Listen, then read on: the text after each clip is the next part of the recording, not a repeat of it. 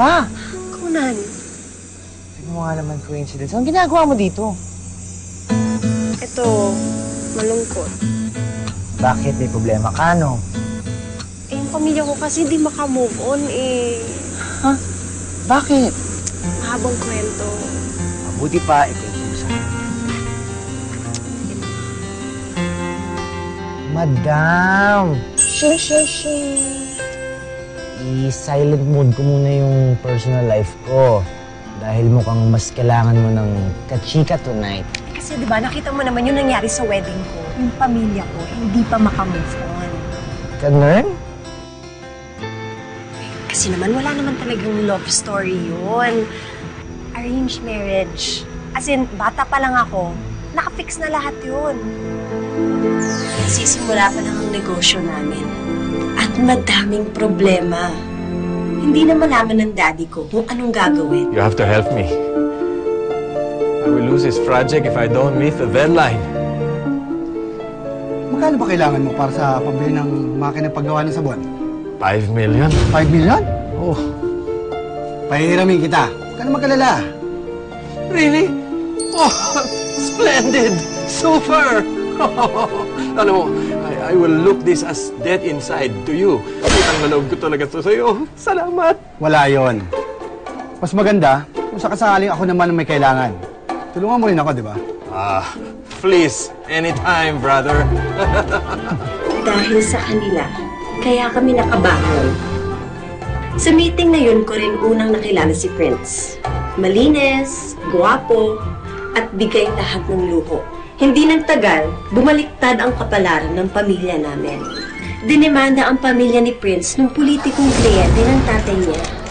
I will destroy you and your career and your whole family will be destroyed by me. You listen carefully. Destroy. Gusto mo akong tulungan. Pare, you don't have to say it. Alam mo naman, I'm dead on the inside for you.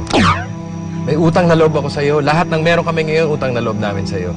Kaya please, let me know, how can I help? No, let's be partners in a business. Okay yan. Baka gusto mong ipakasal natin mga anak natin. What? Good idea! I love my dad. Pero hindi ko akalain, aabot sa isang fixed marriage ang lahat. At hindi na napigilan ang mga plano. Before I knew it, inihahanda na ang lahat. Mukhang maayos naman si Prince. Kaya lang, hindi ko talaga siya mahal eh.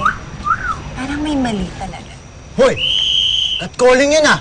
Gusto mo upakan kita?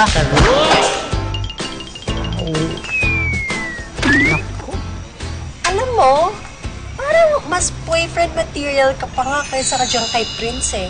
Ako yun, hindi niya kaya ako ipagtanggol ng ganyan. Ay naku, madam. Kung bumalik pa yung lalaki na yun, ako, ginomag ko pa siya with matching. Chulik! Kick!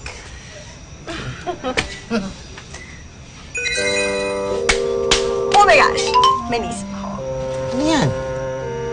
What if magpanggap ka na boyfriend ko?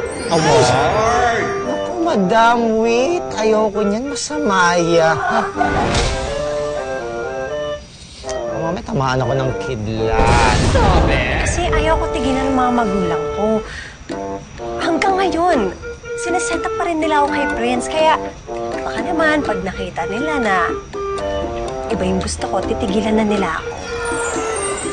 Naku, wait ko gusto, madam. Ayaw, wait. Babayaran kita. Magkano? 5K per day. Ay, naku, gawin mo ng 10K net. Take it or leave it. Deal.